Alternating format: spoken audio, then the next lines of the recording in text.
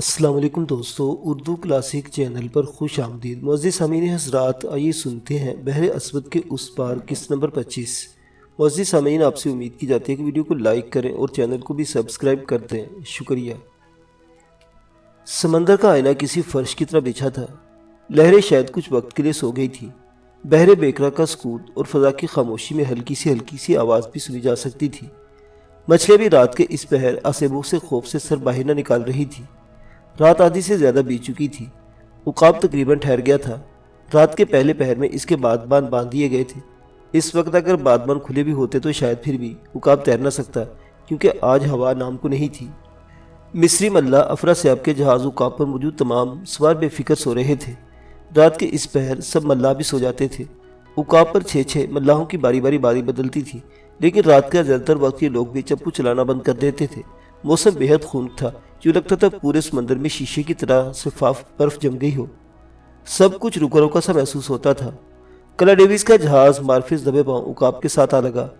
یہ زیادہ سے زیادہ 10 قدم کا فاصلہ ہوگا، جو ابھی طے کرنا باقی تھا۔ آج موت 20 سے زیادہ مسلح سپاہیوں کی شکل میں شیراز اس کے ساتھیوں کے سر آ پہنچی تھی۔ رات کے وقت عموماً افراسیاب 2 ملاحوں کو متعین کرتا کہ وہ عقاب کی نگہبانی کرے، تاکہ وہ غفلت کے عالم میں اپنے راستے سے بھٹک نہ جائے، لیکن آج وہ دونوں نگہبان بھی اپنے اپنے گھٹوں میں سر دیے سو رہے تھے۔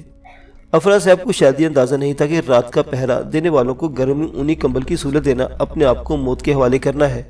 نگہبان بے خبر تھے۔ ان کی آنکھ اس وقت کھلی جب وہ 10 قدم کا فاصلہ بھی طے ہوا اور مارفز کے بدن نے عقاب کے بدن کو آ چھوا۔ افراسیاب کے جہاز عقاب کو ایک زوردار ٹھوکر لگی اور اس مندر کے ٹھہرے ہوئے پانی میں شدید جھٹکے سے ایک بڑا ہچکولا کھا کر رہ گیا۔ جہاز میں موجود سب لوگ ایک ساتھ بیدار ہوئے اور وہ ابھی یہ سمجھنے کی کوشش کر رہے تھے کہ جہاز کو جھٹکا کس چیز کے ساتھ ٹکرانے سے لگا ہے کہ انہیں جہاز میں بھاری قدموں کی آواز سنائی۔ کپتان الفانسو کی پیشانی پر بل پڑ کے وہ ایک جھٹکے سے اٹھا اور اپنے کیبن میں موجود اپنے تینوں ساتھیوں کو انتہائی تیز لہجے میں آواز دی، اٹھو، دشمن نے حملہ کر دیا ہے۔ اپنی شمشیریں تھام لو، پوری طرح ہوش میں رہ کر مقابلہ کرو، ہم آخری سانس تک لڑیں گے۔ صوفیہ، آج تمہیں بھی مردوں کی طرح لڑنا ہوگا۔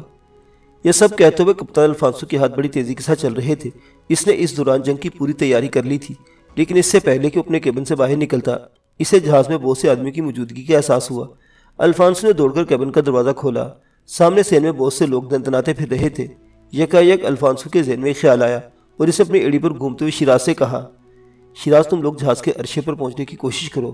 صوفے سے کہو وہ تینوں سے بھرا ہوا ترکش شمرا لے لے۔ اتنے زیادہ لوگوں سے ہم 10 نہیں لڑ سکتے۔ ہم انہیں روکنے کی کوشش کرتا ہوں۔ ایک بار تم عرشے پر پہنچ گئے تو پھر ہم تیر اندازی سے ان پر قابو پانے میں کامیاب ہو سکتے ہیں۔ اسی اثنا میں کپتان کی نظر اس شخص پر پڑی جو چوبی تختے پھلانگتا ہوا کپتان الفانسو کی جانب بڑھ رہا تھا۔ اس کے ہاتھ میں چمکتی ہوئی تلوار لہرا رہی تھی اور اس کے پیچھے لپکنے والے اس کے ساتھیوں کی تعداد 10 کے قریب تھی۔ کپتان الفانسو نے پھر چیخ کر شیراز سے کہا، شیراز، جلدی کریں، مجھے یہ بحری قزاق لگتے ہیں، ہم ان پر قابو پا لیں گے، تم لوگ ہمت کرو۔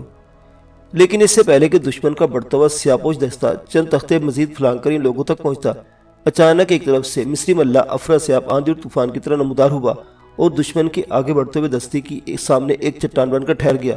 رک جاؤ، ایک قدم بھی آگے بڑھایا تو ایک ایک کو کاٹ دوں گا۔ کون ہو تم اور تمہاری جرت کیسی ہوئی کہ تم عقاب پر قدم رکھ سکو؟ لیکن دشمن دستے کا سالار جواب میں کچھ نہ بولا، بلکہ جھپٹ کر افراسیاب پر حملہ آور ہو گیا۔ عقاب پر کام کرنے والے 12 ملاح بھی اپنی اپنی شمشیریں سنبھال چکے تھے۔ یہ چپو چلانے والے صرف ملاح ہی نہیں بلکہ ماہر سپاہی بھی تھے، کیونکہ عقاب عثمانی بحریہ کا ایک جنگی جہاز تھا، لیکن یہ 12 شمشیر بردار اس اچانک افتاد پر بری طرح بوکھلا گئے تھے۔ یہی وجہ تھی کہ ان میں نظم و ترتیب نہ بن سکی اور وہ بھٹکی بھیڑوں کی طرح بکھر کر دشمن کی طرف بڑھے۔ افراسیاب نے ایک ساتھ کئی تلواروں کو اپنی شمشیر پر روکا اور کسی بازیگر کی طرح کئی شمشیروں کی زد سے محض ایک جھکائی دے کر بچ گیا۔ اگلے لمحے وہ یہ وقت کئی حملہ آوروں کے ساتھ لڑ رہا تھا۔ لوہے سے لوہا ٹکرانے کے بعد سمندر کے ہموار پانی پر دور تک پھیلتی چلی گئی۔ اسی اثنا میں افراسیاب کے دوسرے ساتھی بھی لڑائی میں شامل ہو گئے۔ کپتان الفانسو نے چیخ کر عقاب کے ملاحوں سے کہا، آدھے آدھے تقسیم ہو جاؤ، 2 صفحے بنا لو، ایک حصہ دشمن کے اس دوسرے دستے کا راستہ روکے جو عرشے پر قبضہ کرنے کے لیے اس طرف بڑھا ہے، اور باقی اس دستے پر عقب سے حملہ کر دو۔ عقاب کے ملاح آخری سپاہی تھے۔ انہوں نے کپتان الفانسو کو حکم سنا تو جیسے چونک سے گئے اور پھر انہوں نے الفانسو کے حکم کی تعمیل کرتے ہوئے دیر نہ لگائی۔ عقاب کے جہاز راہ عقابوں کی طرف دشمن پر جھپٹ پڑے، لیکن کلا ڈیوس کے مقابلے میں الفانسو کے سپاہیوں کی تعداد بہت کم تھی۔ چند ہی لمحوں میں عقاب میدان کارزار بن گیا۔ جہاز بری طرح ڈول رہا تھا۔ دونوں طرف کے ملا کے 40 کے قریب افراد اس وقت عقاب پر شدت کے ساتھ مصروف جنگ تھے۔ وہ اچھل لپک جھپٹ اور پلٹ رہے تھے۔ شیراز، صوفیہ اور سکندر عرشے پر پہنچ تو گئے، لیکن اب ان کے لیے نشانہ لے کر تیر چلانا ایک مشکل مسئلہ تھا۔ رات تاریک تھی اور اپنے پرائے کی پہچان نہیں ہو رہی تھی۔ سکندر نے تو اسی وقت جنگ میں شریک ہونے کا فیصلہ کیا اور یہ کہتے اٹھ کھڑا ہوا، شیراز، میں یہاں بیٹھ کر آنکھ چولی نہیں کھیل سکتا، اس سے بہتر ہے کہ میں جنگ میں شریک ہو جاؤں۔ لیکن شیراز نے برق رفتاری سے اٹھتے ہوئے اس کا بازو پکڑ لیا۔ نہیں، وہاں ہماری کوئی ضرورت نہیں، ہمیں کچھ اور کرنا ہے۔ یہ دیکھ رہے ہو یہ کیا ہے؟ شیراز نے اپنے ہاتھوں میں تھمی کسی چیز کی طرف اشارہ کرتے ہوئے کہا، اور سکندر شیراز کے ہاتھوں میں تیل کا کنستر دیکھ کر حیران رہ گیا۔ اس کی سمجھ میں کچھ نہ آیا۔ اس نے استفہامیہ نظروں سے شیراز کی طرف دیکھا تو شیراز نے مسکراتے ہوئے کہا، پوچھنے کا وقت نہیں، بس تم جلدی جلدی ان تیروں پر کپڑوں کے ٹکڑے لپیٹنا شروع کر دو۔ ہمیں دشمن کے جہاز کو چلانا ہے، یاد رکھو، سب سے پہلے بادبان کو آگ لگی تو ہمارے جہاز پر روز روشن کی طرح اجالا ہو جائے گا۔ اس دوران تم اور صوفیہ پہچان پہچان کر دشمن پر تیر برسا سکو گے۔ صوفیہ اور سکندر شیراز کی دانش مندی پر دنگ رہ گئے۔ صوفیہ نے خراج تحسین پیش کرتے کے انداز میں کہا، بابا کی نظر انتخاب کبھی غلط نہیں پڑتی شیراز، تم سچ مچ گوریلا سپاہی ہو۔ ہاں وہ تو میں ہوں، لیکن تم لوگ باتیں بند کرو اور تیزی سے ہاتھ چلاؤ، سمجھے؟ اگلے لمحے آگ کا ایک شعلہ عقاب کے عرشے سے سنسناتا مارفیس کی جانب لپکا۔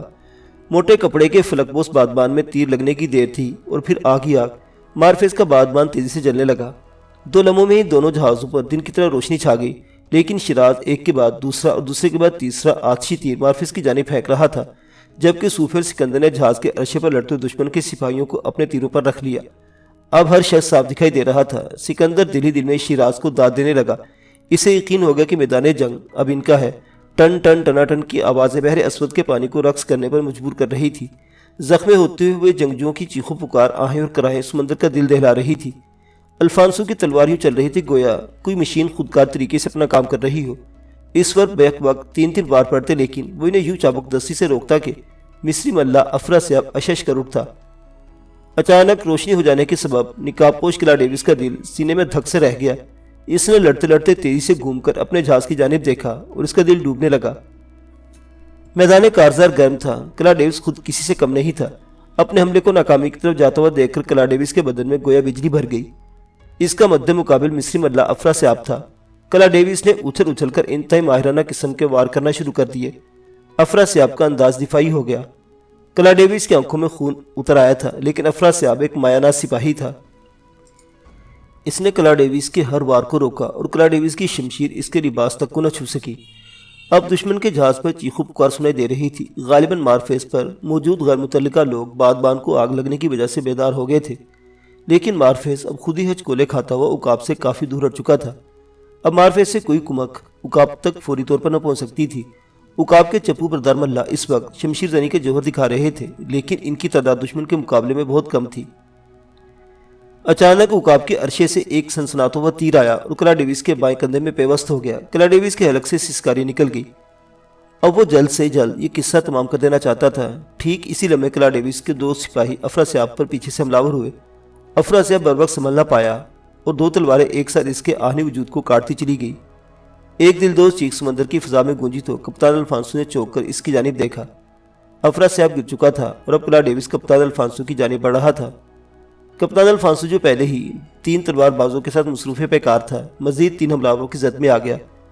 اس بار کلا ڈیوس خود اس کے سامنے تھا، لیکن کلا ڈیوس کے کندھے سے لہو بہہ رہا تھا۔ کپتان الفانسو اب تک 3-4 حملہ کو موت کی نیند سلا چکا تھا، لیکن اس کے بوڑھے بازو اب بھی تیزی کے ساتھ چل رہے تھے۔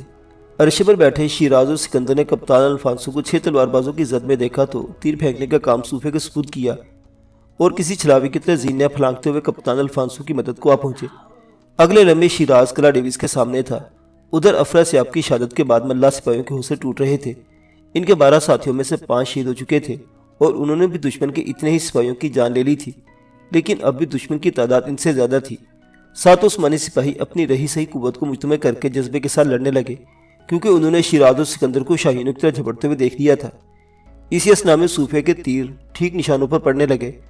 مارفیس کا بادبان جل چکا تھا اور اب جہاز کے مستول اور تختوں نے آگ پکڑ لی تھی۔ مارفیس میں موجود سوداگر تیزی کے ساتھ آگ بجھانے میں لگ گئے، لیکن عقاب پر اب صورتحال بدل چکی تھی۔ سکندر اور شیراز نے آنن فنن کلا ڈیوس کے 3 ساتھیوں کو کاٹ کر رکھ دیا۔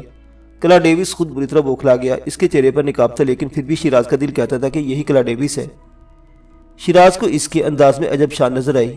اس کے لڑنے کا انداز شیراز سے ملتا جلتا تھا۔ یہی وجہ تھی کہ شیراز نے اسے سب کا سردار سمجھا اور للکارا۔ کلا ڈیوس مجھے دیکھو، میں شیراز ہوں، آخر تقدیر تمہیں میرے سامنے لے ہی آئی ہے، آج میں اپنی شہید بہن نورین کا انتقام لے سکوں گا۔ کلا ڈیوس نے گھوم کر شیراز کی جانب دیکھا، دونوں کی نظریں چار ہوئی، نہ جانے ان چار نگاہوں میں ایک دوسرے کے لیے کیا کشش تھی کہ ایک لمحے کو تو وہ دونوں ٹھٹک کر رہ گئے، لیکن اگلے لمحے دونوں ہی ایک دوسرے پر جھپٹے اور پھر ٹنا ٹن ٹن۔ کپتان الفانسو نے کلا ڈیوس کے ایک اور ساتھی کا پیٹ پھاڑ دیا۔ ادھر تیروں کی برسات ملا سپاہیوں کے لیے بہت مددگار ثابت ہو رہی تھی، کیونکہ اب ان کی تعداد دشمن سے زیادہ ہو چکی تھی۔ دراصل صوفیہ کے تیروں نے کلا ڈیوس کے ساتھیوں کو چن چن کر چھیدنا شروع کر دیا تھا۔ یکا کلا ڈیوس کے ساتھیوں کے پاؤں اکھڑے اور وہ بھاگ کھڑے ہوئے، لیکن اب وہ کہاں جا سکتے تھے؟ ملا سپاہیوں نے عقب سے ان پر ایسا زوردار حملہ کیا ہے کہ کوئی ایک بھی سمندر میں نہ کود سکا۔ فیصلہ ہو چکا تھا، کلا ڈیوس کے سارے ساتھی مارے گئے اور اب اکیلا کلا ڈیوس اکیلے شیراز کی شمشیر زنی کی زد پر تھا۔ شیراز نے آواز دے کر سب کو روک دیا، وہ کلا ڈیوس کو اپنے ہاتھوں سے ختم کرنا چاہتا تھا۔ البتہ صوفیہ شیراز کے ارادے سے بے خبر تھی، چنانچہ اس نے عرشے سے کلا ڈیوس کو نشانہ لے کر تیر پھینکا، جو سنسناتا ہوا آیا اور کلا ڈیوس کے دوسرے کندھے میں کھپ گیا۔ اب تو کلا ڈیوس کی رہی سے ہمت بھی جواب دے گئی۔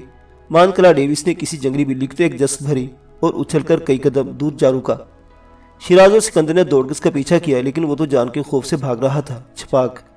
کلا ڈیوس کے پانی میں گرنے کی آواز کافی بلند تھی۔ شیراز نے آؤ دیکھا نہ تاؤ اور کلا ڈیوس کے پیچھے سمندر میں چھلانگ لگا دی۔ چھپاک! لیکن کلا ڈیوس نہ جانے کہاں غائب ہو چکا تھا، شاید وہ گہرائی میں غوطہ لگا گیا تھا۔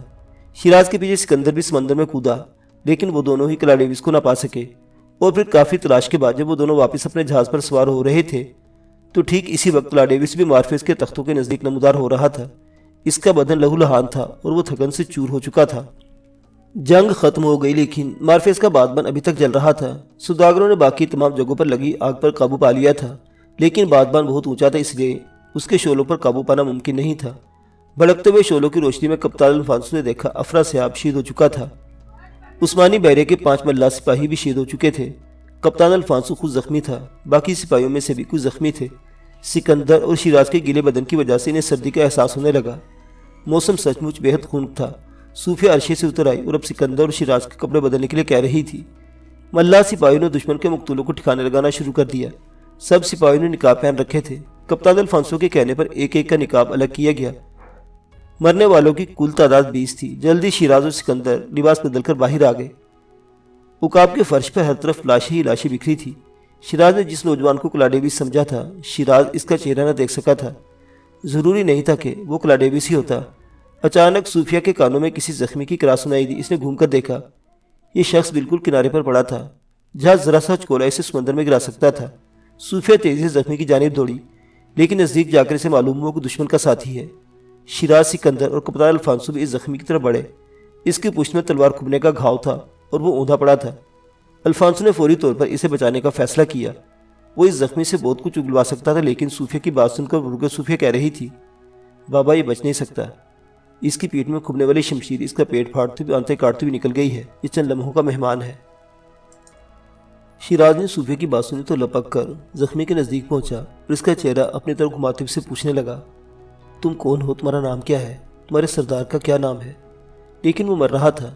اس کا بدن تھوڑے تھوڑے وقفے سے ایک شدید ہچکی کے ساتھ جھٹکا کھاتا اور اس کی ناک اور منہ سے خون کی تازہ لکیر بہہ نکلتی۔ شیراز اسے جھنجھوڑتے پھر مخاطب کیا، میں پوچھتا تم کون ہو؟ کیا نام ہے تمہارا؟ جلدی بتاؤ، دیکھو تم اپنے بارے میں بتا دو گے تو ہم تمہارے گھر والوں کی کچھ مدد کر سکیں گے۔ اس کی آنکھیں باہر کو اول پڑی، مجھ لیتے ہوئے بولنے کی کوشش کرنے لگا، کلاڈ۔ وہ یک لحظہ خاموش ہو گیا۔ شیراز کے دیدے حیرت سے پھیل گئے، اسے دیوانہ وار جھنجھوڑنے لگا، بولو بولو، کیا تم کلا ڈیوس ہو؟ کیا تم اپنا نام بتانا چاہ رہے تھے؟ مرتے ہوئے دشمن نے آخری مرتبہ آنکھیں کھولی اور اس کے دیدے شیراز پر جم کر رہ گئے۔ شیراز اس سے پوچھتا تھا لیکن وہ خاموش تھا، اور پھر اس کے دیدے ایک ہی جگہ جم گئے۔ یہ کلا ڈیوس تھا، یہ شاید اپنا نام بتانے جا رہا تھا۔ تم نے سنا؟ اس نے آخری لفظ کلاڈ ادا کیا۔ سکندر نے اپنے رائے کا اظہار کیا۔ سب نے خاموشی سے سر ہلا دیا۔ سب یہی سمجھتے کہ یہی کلا ڈیوس ہے، لیکن حقیقت یہ نہیں تھی۔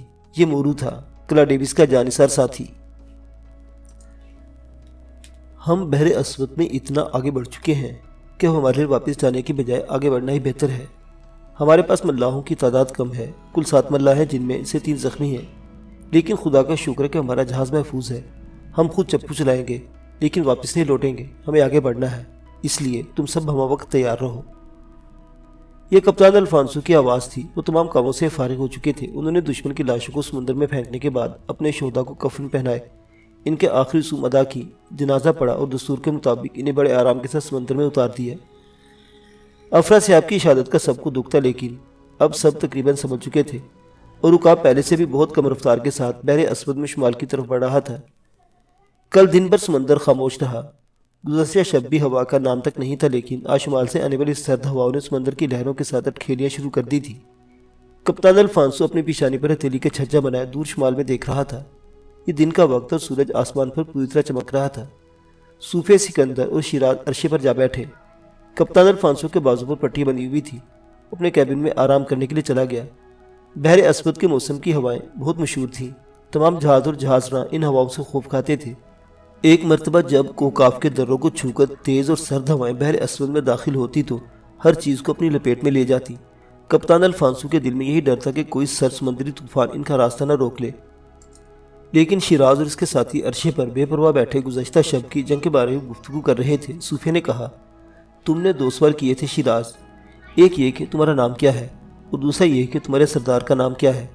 ہو سکتا ہے مرتے ہوئے دشمن نے آخری وقت میں اپنے سردار کا نام تمہیں بتانے کی کوشش کی ہو سکتا ہے وہ خود کلاڈیوس نہ ہو، بلکہ بھاگ نکلنے والا شخص ہی کلاڈیوس ہو۔ صوفے کا خیال درست ہو سکتا تھا۔ شیراز اور سکندر اس کے ہاں میں ہاں ملائے اور سکندر نے کہا، بھاگ نکلنے والے شخص کا انداز ہی سرداروں جیسا تھا اور حیرت اس کے لڑنے کا انداز بھی بالکل شیراز جیسا تھا۔ میرا بھی یہی خیال ہے کہ وہی کلاڈیوس ہوگا۔ شیراز نے حیرت سے سکندر کی جانب دیکھا اور تجسس بھری مسکراہٹ کے ساتھ کہا، بالکل بالکل، مجھے بھی یہی لگا۔ میں خود حیران تھا، لیکن افسوس میں اس کا چہرہ نہیں دیکھ سکا۔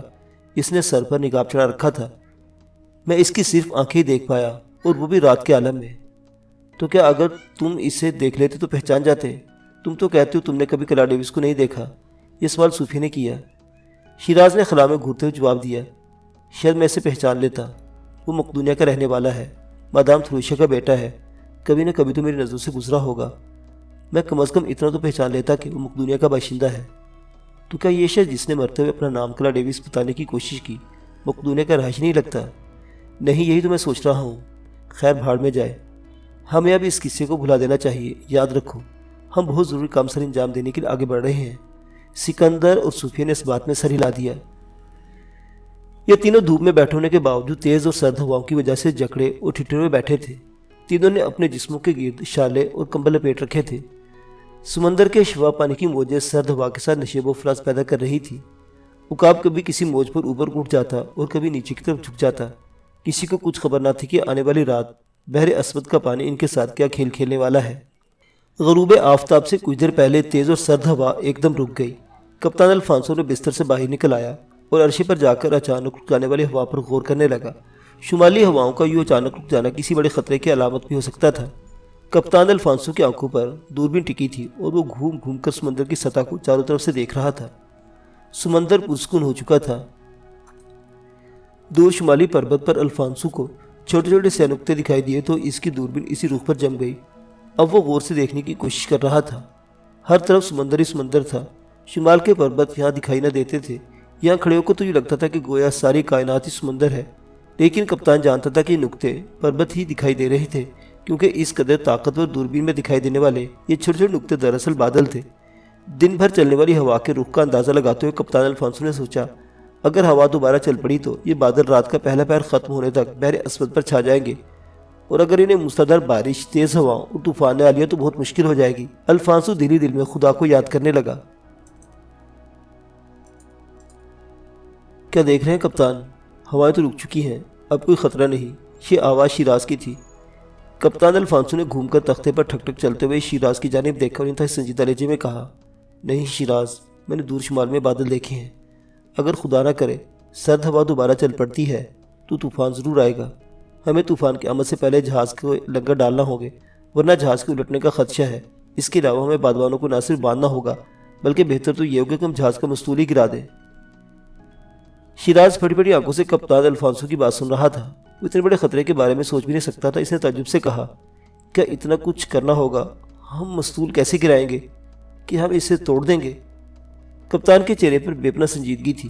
نہیں، توڑنے کی ضرورت نہیں، ہم مستول کو بنیاد سے کھولیں گے، لیکن یہ کام تبھی ممکن ہوگا جب ہم اسے بروقت شروع کر دیں۔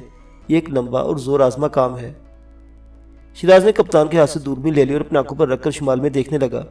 اسی اثنا میں جہاز کے عرصے پر ایک ملح سپاہی نمودار ہوا۔ یہ محمود تھا، ترک نوجوان محمود۔ محمود نے کپتان الفانسو کے قریب آ کر مؤدبانہ لہجے میں کہا، محترم کپتان، طوفان کا خدشہ ہے۔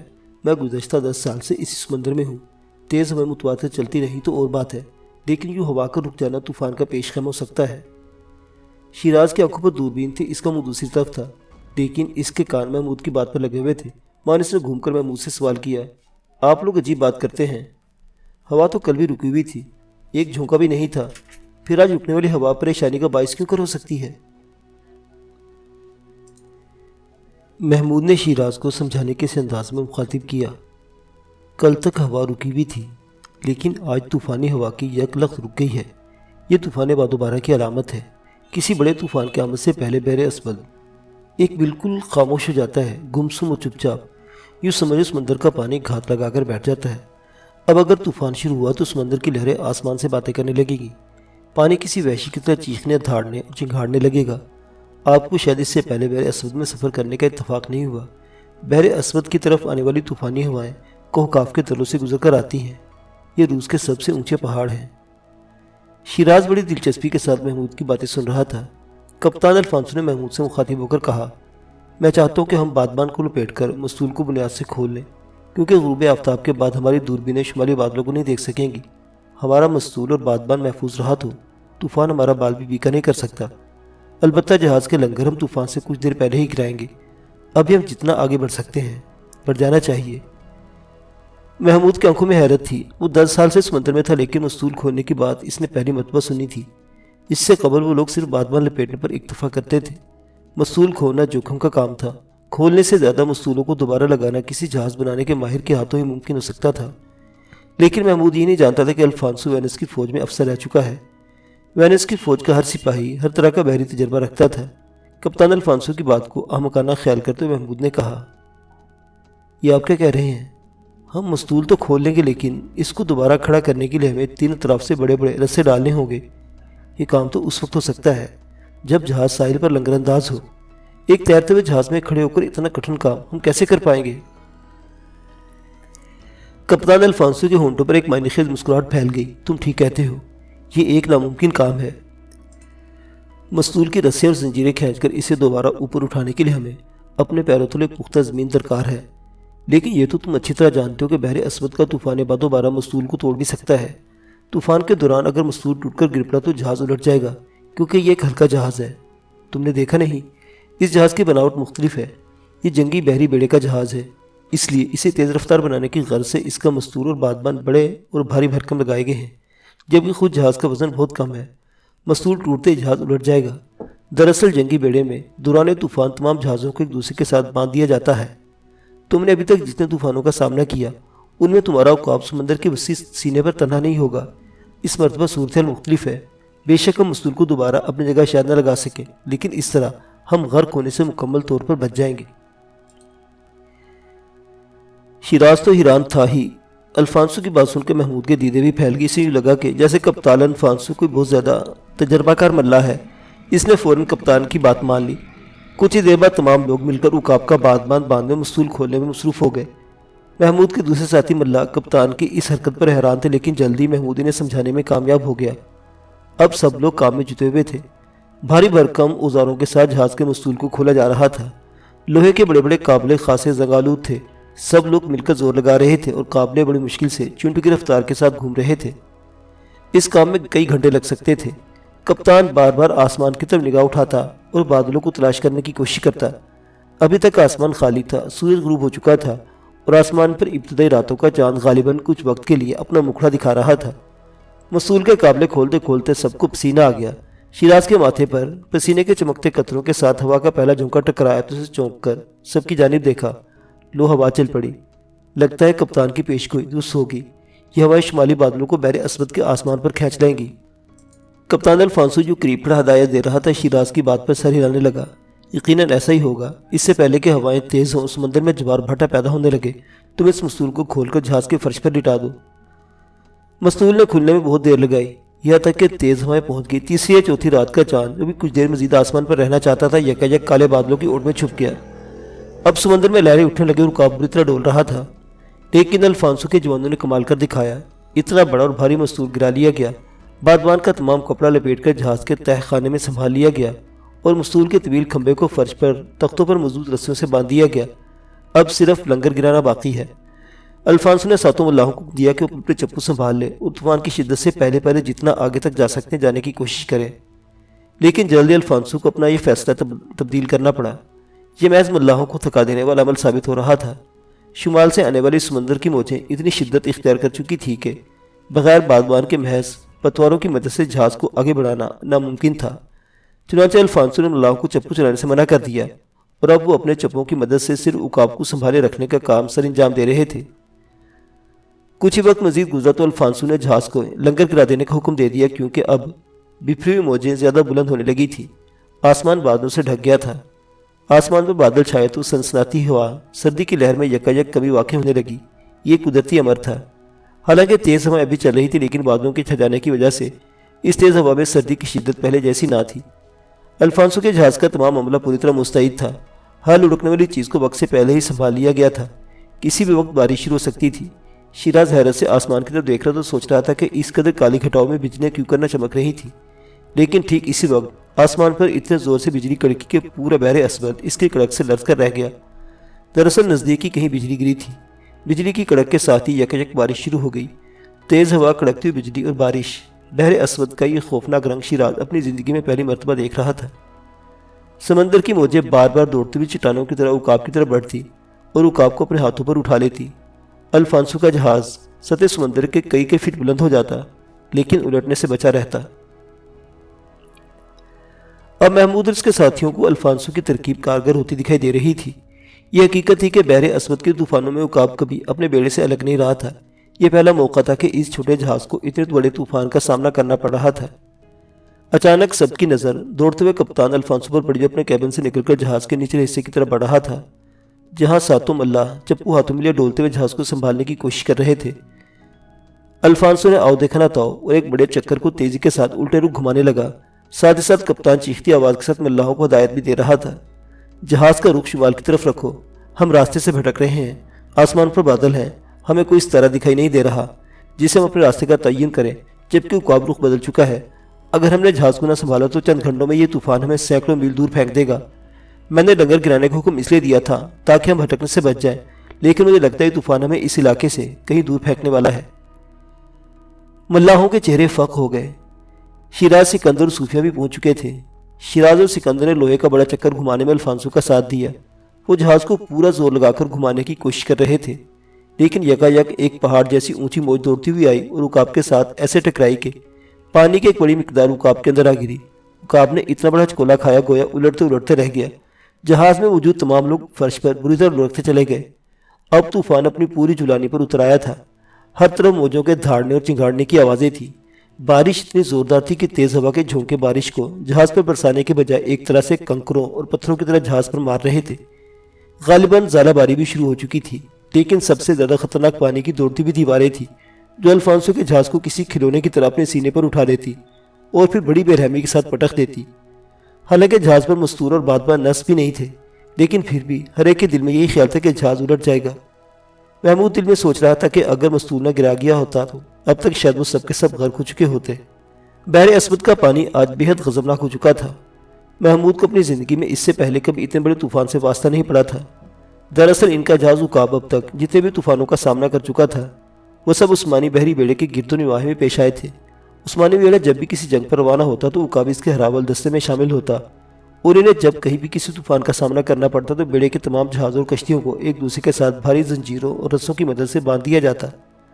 طوفان جتنا بھی شدید ہوتا، عثمانی بیڑا بڑے نقصانات سے محفوظ رہتا۔ ہزاروں ہمراہیوں کے بیچوں بیچ محمود کو کبھی احساس نہیں ہوا تھا کہ طوفان کتنا شدید ہے۔ حالانکہ ہر موسم سرما میں اس کا پالا بحر اسود کے طوفانوں سے پڑتا تھا، لیکن کبھی وہ اتنا خوفزدہ نہیں ہوا تھا۔ الفانسو جہاز کا رخ موڑنے میں کامیاب ہو گیا، لیکن کیا جہاز صحیح رخ پر مڑ گیا تھا؟ آسمان پر گھنے بادل گرج رہے تھے۔ کالی گھٹاؤں نے آفاق پر اتنی بھیانک چادر اوڑھ رکھی تھی، ایسے میں سمت کا اندازہ کون کر سکتا تھا؟ لیکن جہاز میں نصب آلات کی وجہ سے الفانسو نے عقاب کا رخ موڑ کر اسے پہلے والے حالت میں کر دیا۔ عقاب میں دو بڑے قطب نما نصب تھے جو جہاز کا رخ متعین کرنے والے ملاحوں کی مدد کرتے تھے۔ لیکن آج کا طوفان کچھ کر گزرنے کی ٹھان چکا تھا۔ معزز سامعین حضرات، بحر اسود کے اس پار کی کہانیاں بھی جاری ہے۔ بقیہ واقعات اگلی قسط میں۔ دیکھتے رہیے اردو کلاسک۔ اللہ حافظ۔